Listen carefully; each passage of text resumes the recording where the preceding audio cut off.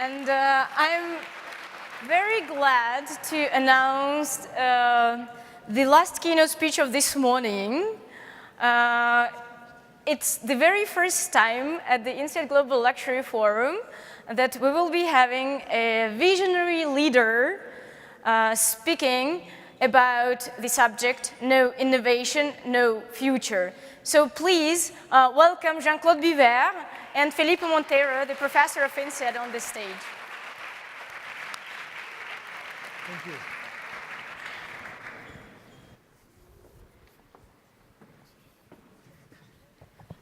Thank you. Do we sit down there? Yes. So, good morning, everyone. My name is Felipe Monteiro. I'm a professor of strategy at INSEAD. Thank you very much, Katia, all the conference organizers for the invitation to be here. I'll be very brief. We're all here to hear from Jean-Claude Biver. Let me maybe just say a couple of words and then let him elaborate on some ideas. I think that the first word I'd like to say is, as we think about innovation and we think about innovation in luxury, we may think about product innovation. And we wrote a case about the TAG Heuer connected watch and how TAG Heuer and how Jean-Claude himself were leading that process of innovation within TAG Heuer and LVMH more broadly. But I think much more important than product innovation, I think what he has done through his amazing career in this industry is not only innovation in product, but innovation in how companies are organized, in management. And I think it's also very interesting to understand the innovation that he has been doing with his own life in the different moments, reinventing himself. As you all know, he just kind of a few days ago, he won for the first time the Lifetime Achievement Award in Geneva. And I think we all here are delighted to have you here. Thank you so much for kind of making sure that in your very busy agenda, you could squeeze in some time to talk to us. Thank you, Jean-Claude. Thank you. Maybe I stand.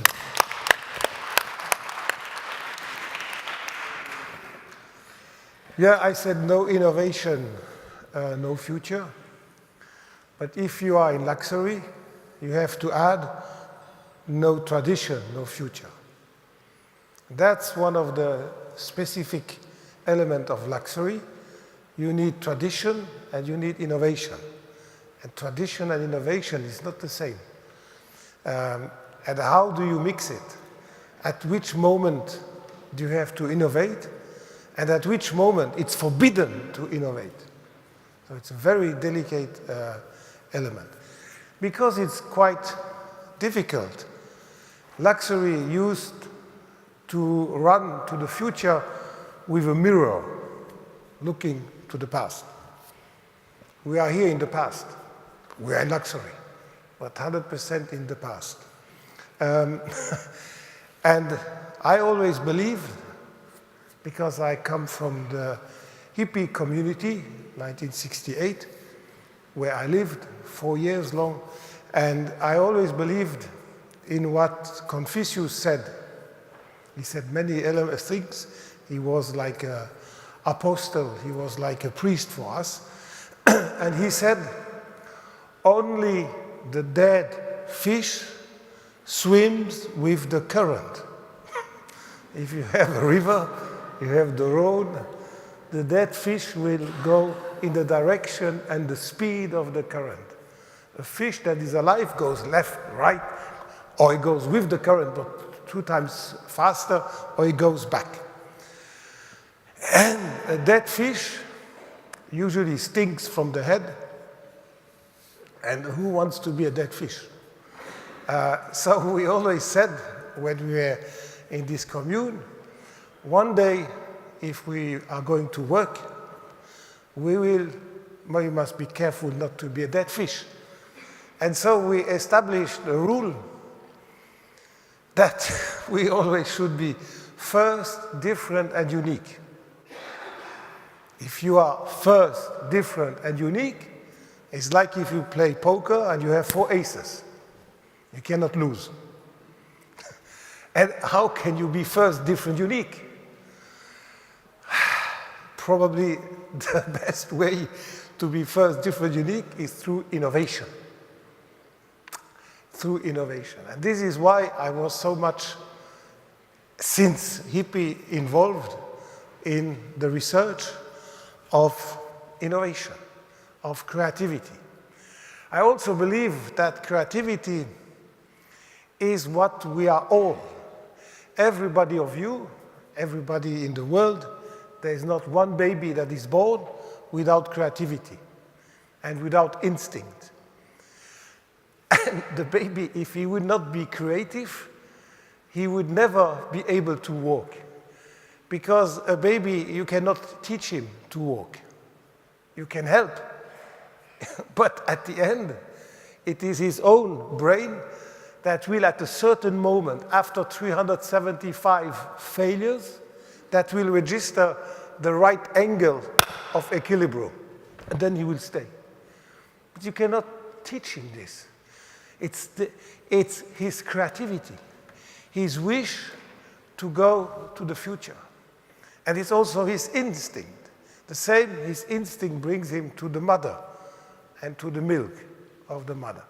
So, as we are all born creative, when are we losing this creativity? Picasso said, it took me 70 years to get back to my creativity when I was 8. And that's the genius, when you get back your creativity that you had when you were a baby. But we lose it. And when do we lose it? Education kills us. The education first of the parents, then the education of the church, and then the education of the schools. And after that, how can you be creative? You can be a technocrat, yes. But technocrats, they lose their instinct and they lose their innovation because everything must go in a box. These are the type of people who make analyzes, market research and all these things because they have lost instinct. They have lost common sense. They have lost pragmatism. And that's the future of our world. And with the artificial intelligence, or how do you say, intelligence artificielle in French, what will make the difference? The human being. When everybody has the same, how can I be different? How can I be unique? How can I be the first? Just with my pragmatism, my experience, and my common sense. You know, one day I said to somebody who was a technocrat, in France, we produce a few of this in our schools. No, I'm not criticizing. We need them. We need them. But it depends where we need them. We don't need them in every field. And I said to this guy that I would like, it was a company called Hublot, who is a company that brings the past and the future together. Normally, the past and the future cannot come together. The past is here and the future is there. But we said, no, we take the future and we take the past and we bring them together. Very difficult to understand for a technocrat because he has studied that this is not possible. Okay. So I told him, I want to have the Rolling Stones, you know, the people who play music. I want to have the Rolling Stones as ambassador. Because the Rolling Stones, they talk to young people that are 15 years old, but they talk also to old people that are 70 old. So they are transgeneration. And they are a good example of yesterday and tomorrow in one. And this technocrat, who is a nice guy, in fact, but it's not his fault if he studied so much. It was I have to laugh because I always will remember this guy and his story. And so he said, You want the Rolling Stones? Okay, before taking the Rolling Stones, you should make a market analysis about the awareness. I said, yes, okay. So you see, this is technocracy. Now, to come back to innovation. How do you innovate, in fact? You can only innovate when you refuse what is existing. If I think that this is beautiful, I am right. If I think that this should be like this in the 21st century, I'm also right. But I can also think that eventually it could be different. But if I take this risk, I am like the architect Pei, who made the pyramid at the Louvre.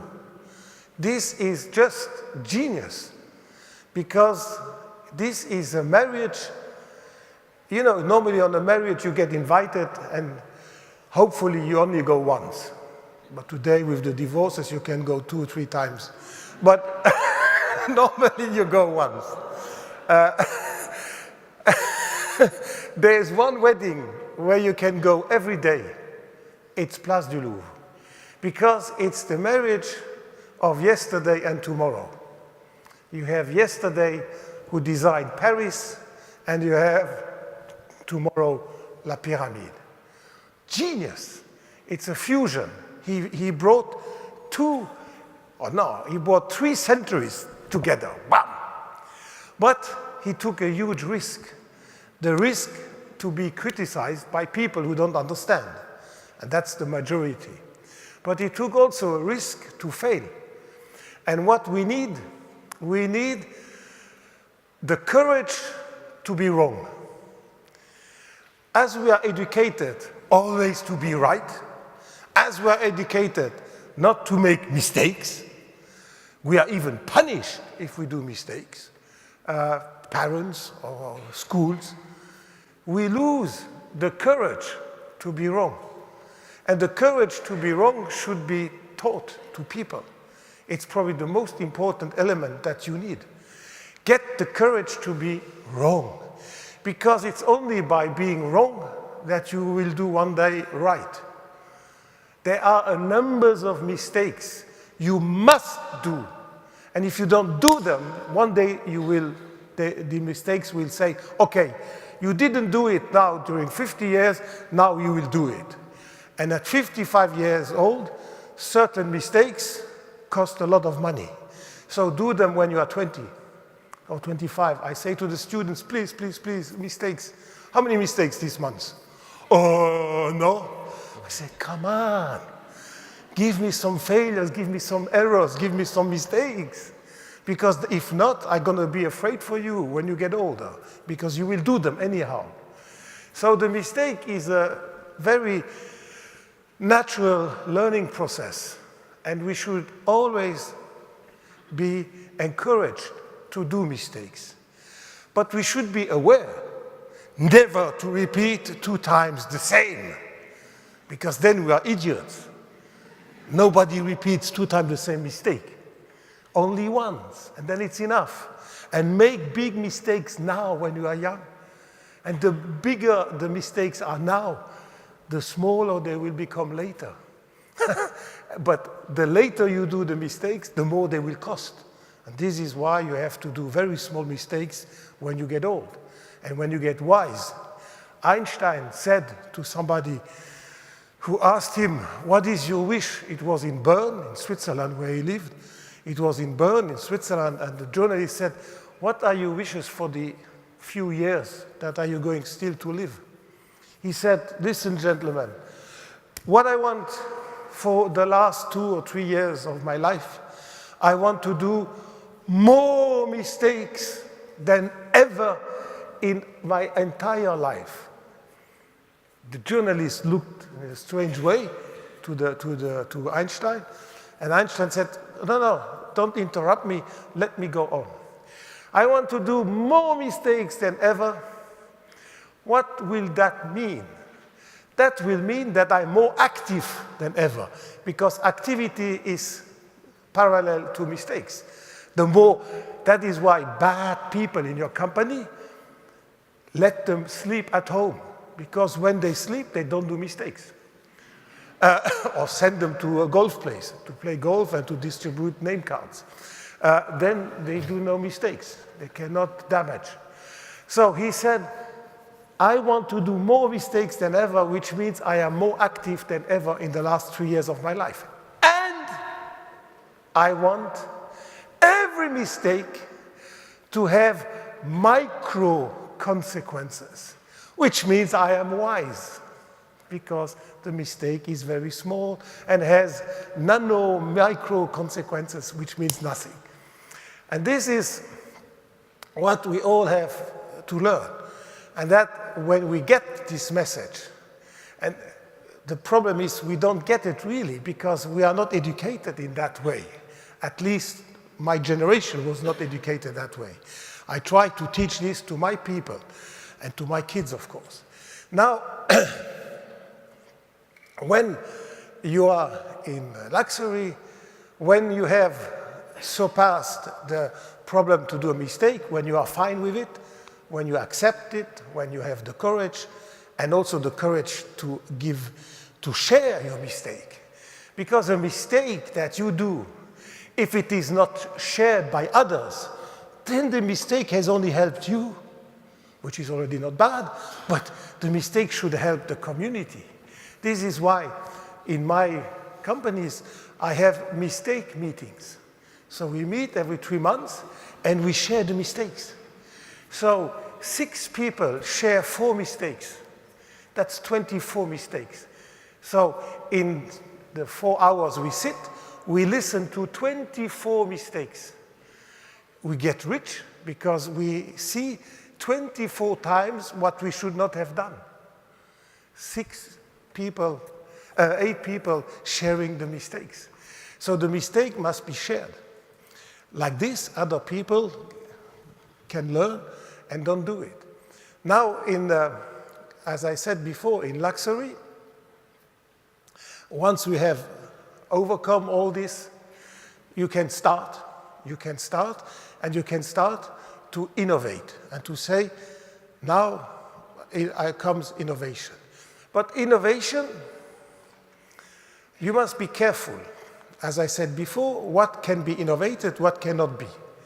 And I give you a good example where I was told, this you cannot touch. I said we should innovate gold. So the guy said, gold is gold. I said, yes, gold is gold. And gold from Tutankhamun till today didn't evolve. There was zero evolution.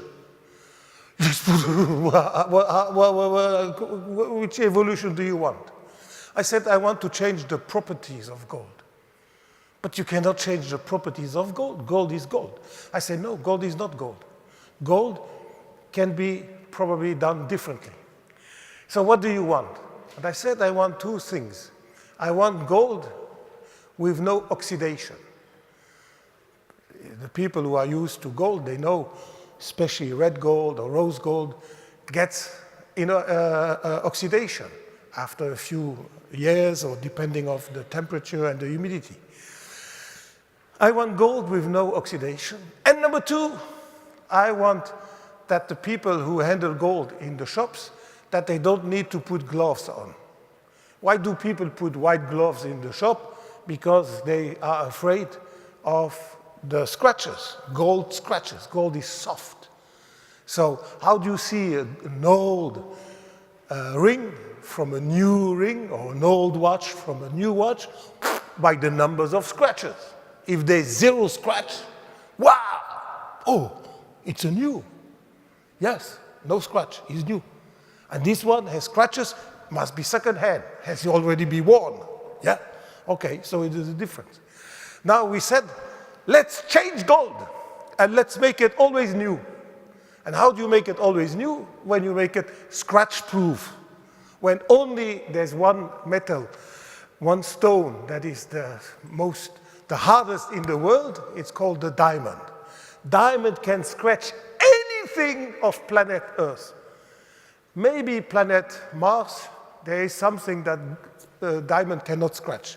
But on our little planet, every metal that exists is softer than diamond. So I said, we want gold to be the second hardest metal in the world. Impossible, Mr. Beaver. I said, yes, it's impossible, but we can still try. And I had a professor, Professor Mortensen from the École Polytechnique of Lausanne, which is a small city on the lake of Léman, of Geneva Lake. And this guy said, listen, I was 5 years now in the MIT, and I just came back. I took the metallurgy department. Mr. Beaver, your project, I have some interest. And maybe I will never find how to transform gold in hard. But I will find something. Something we will find. I don't know what. But hopefully we'll find your gold. But I have no idea if we can do it. Are you still interested? And it will cost you 1 million. And we go ahead. I said, yes. We have shipped him 1 million plus 1 kilo gold. And he started. 4 years later, he found red ceramic. Ceramic, red. You know, you can put it here, red. No, here it should be white. But red ceramic. And I said, that's great. But we want gold. He said, I told you I would find something. I found the red ceramic. And it's the same red than the Ferrari, the Pantone 375. And as we are sponsor of Ferrari, we said now we have a color so people can have the same color on the wrist and on the car, which for certain people is interesting. Provided you have a Ferrari. If you don't have a Ferrari, okay, leave it. You can buy another brand. So there are enough watch brands. So he said, but we go on. He went on, and believe it or not, 2 years later, he invented the first 18-karat gold, unscratchable. Cannot scratch. Cannot scratch, except diamond. Because if the diamond would be harder, we would not be able to work. So we have a metallurgy department. We make our own gold. We make not a lot, 100 kilo per year, something like that. But we make 18-karat unscratchable gold. We had just a problem with the custom, because when we ship this gold, it must be stamped 18 karat with the logo. And the custom said, we cannot stamp it because it's too hard. So we invented for them a laser. And with a laser, now every custom in the world, in France, in Italy, they had to buy these small lasers for us to put the stamp on the box. You see, this is a typical innovation that is adapted to our role. We are a luxury brand, so we sell gold, which is quite normal, more or less. But it's also an innovation that speaks to the new generation. Because the young people that are, the young millionaires that are 20 years old, and the young billionaires that are 35 years old, they don't want gold. They had, maybe in the beginning, they buy a gold watch, okay, and then they see that it's not so fun and it's not so, it's like Papa watch. So they want another material. And our gold, which we made, is 18 karat, is unscratchable, but it's super light. And gold is super heavy. We have the same patent on platinum, and we make super light platinum. And we have the same patent on argent, on silver, and we make unscratchable silver. We can make silver plates, you put them in the machine, they are polished, they will never be, neither will they have oxidation. You will never have to clean your silver, and they will never get the single, impossible, unless you go with a diamond and scratch it. So you see, those innovations, they come because you have the courage to be wrong, and you have the courage to touch something that people normally don't touch. Because who would touch gold? Gold is gold. But on the other hand, we have nevertheless respected the tradition. So we have tradition because gold is traditional and it's 18 karat, so it's also traditional. And on the other hand, it's innovation. Innovation is today for luxury, even as a global thinking, more important than ever, because luxury tomorrow will not be like today. And when you observe the millenniums, you know, I always say the 21st century has not started to exist. Don't tell me that we are in the 21st century. Mathematically, we are in 2018, which mathematically belongs to 21st century. But we are not in the 21st century. We cannot be. It's impossible. Why? Because everybody who shapes this century, in the economy, in the finance business, in the luxury business, in politics, in wherever, they are all born in the 20th. And they all said, cheers, 21st century, and they drank a special bottle of champagne. And then, on the 1st of January, they wake up, and they are the same people, with the same thinking, with the same concepts, with the same imperialism, with everything the same. They just have changed the calendar, but they haven't changed their mentality. The 21st century will start in 2035, when we will see the first actors that will shape the century, that will be 35 years old. And this new generation, believe me, they will not act as like we. They have a predestination, and the predestination is first to save the century. They will save this century. We will destroy it, and they will save it. Because I don't know why, I don't believe so much in God, I believe in love. What every religion says, God is love, so I believe indirectly in all the gods of every religion, because I believe in love. But this new generation is like pre-programmed to save us. They have a totally different conscience about sharing.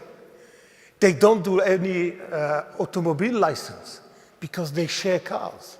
They don't buy, they share. They don't buy music. I bought music when I was a kid. Today nobody buys music, nobody buys anything. We have interest rates at 0.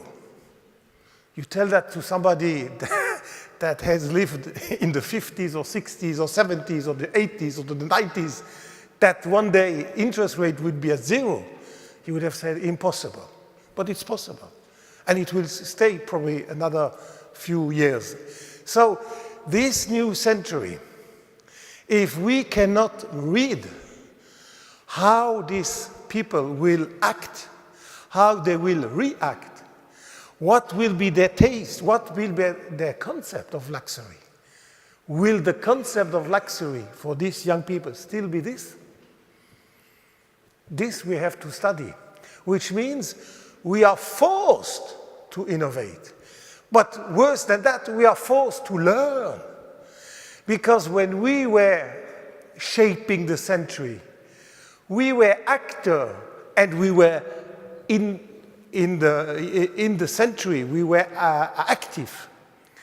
Now, we are no more active because we don't understand these young people.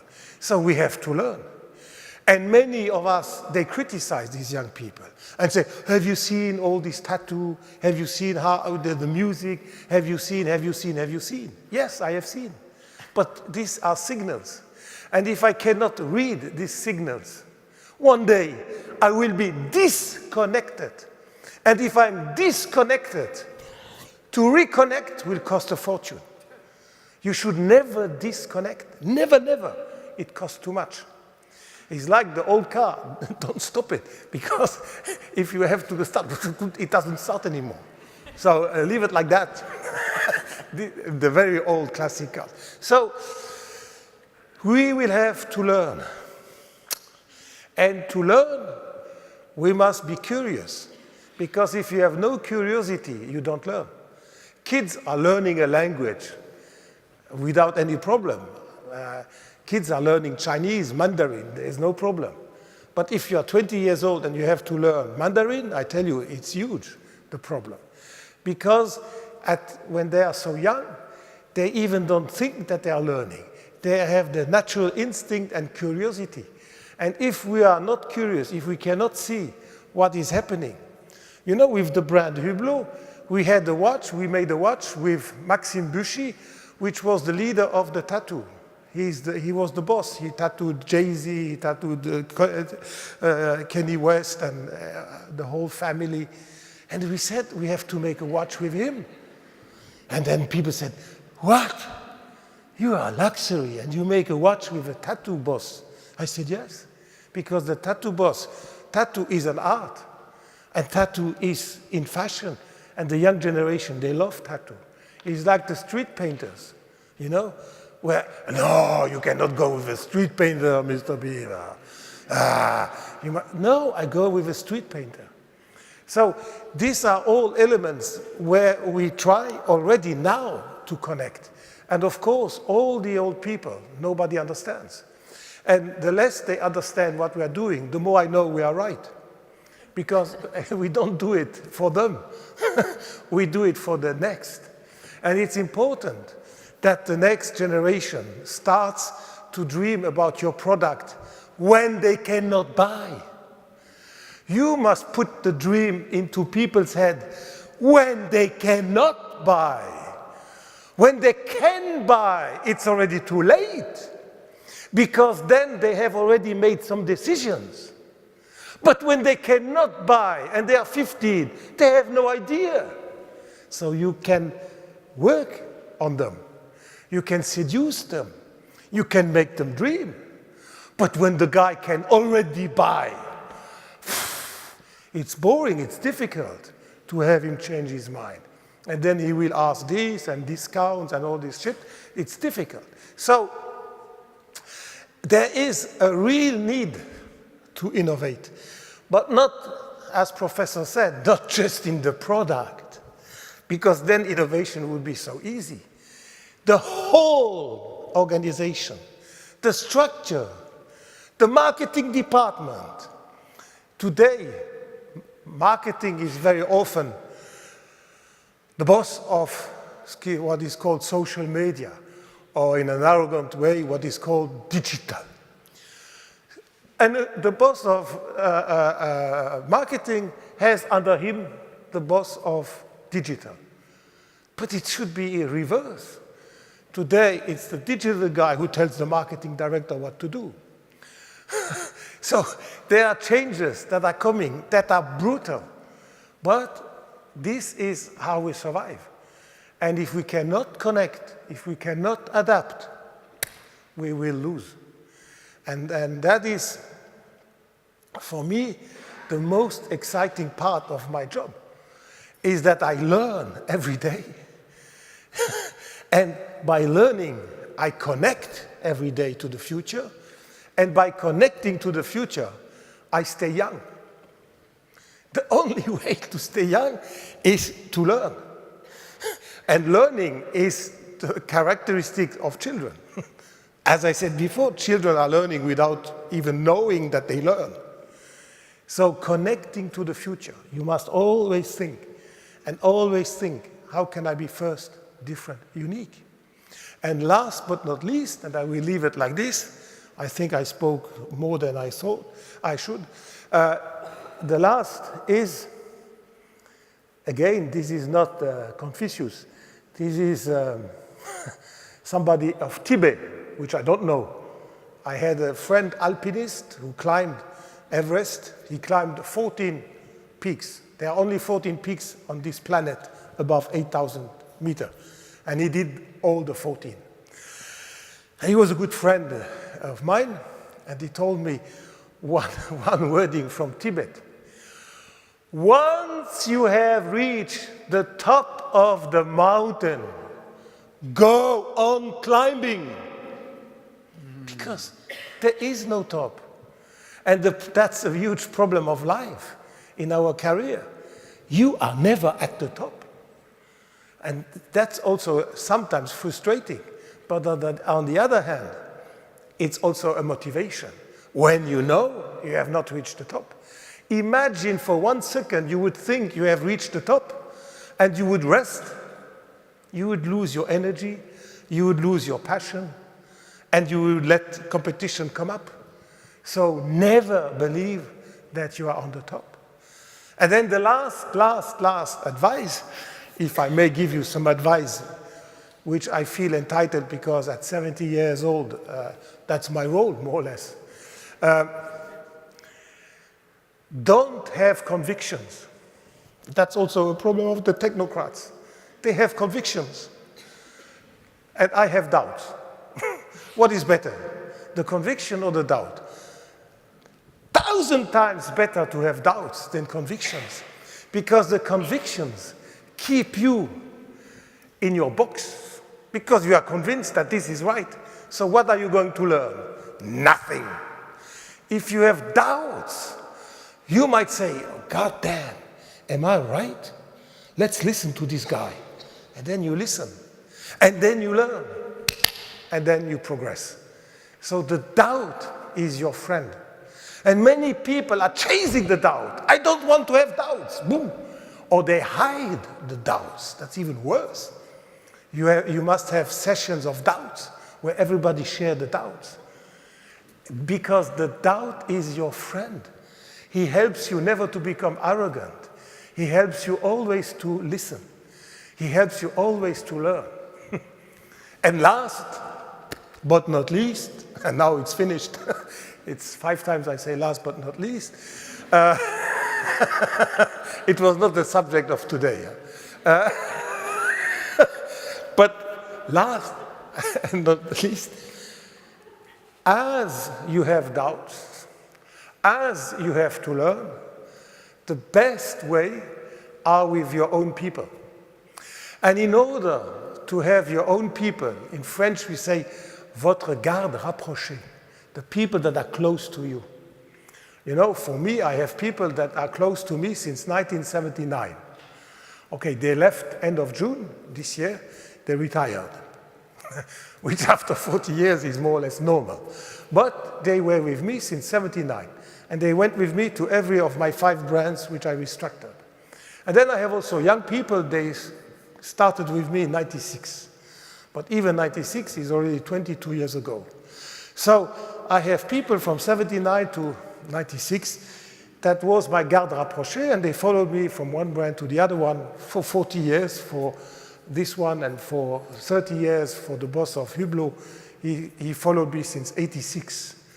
The boss of Rolex followed me since 95 also. So I have a garde rapprochée. Now everybody needs this because everybody needs advice.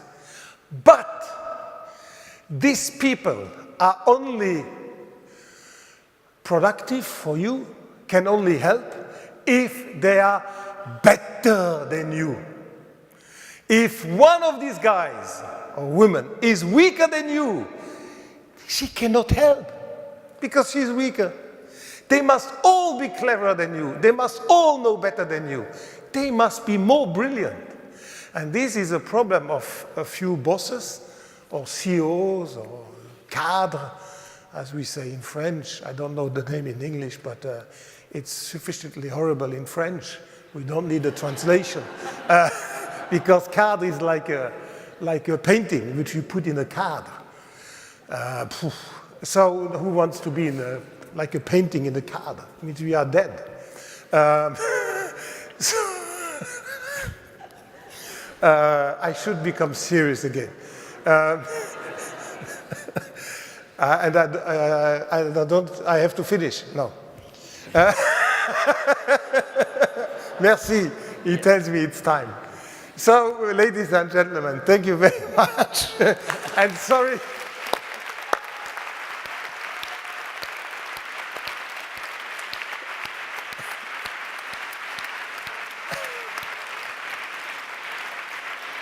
Merci.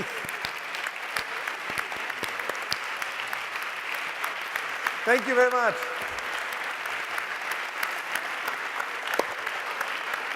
Thank you.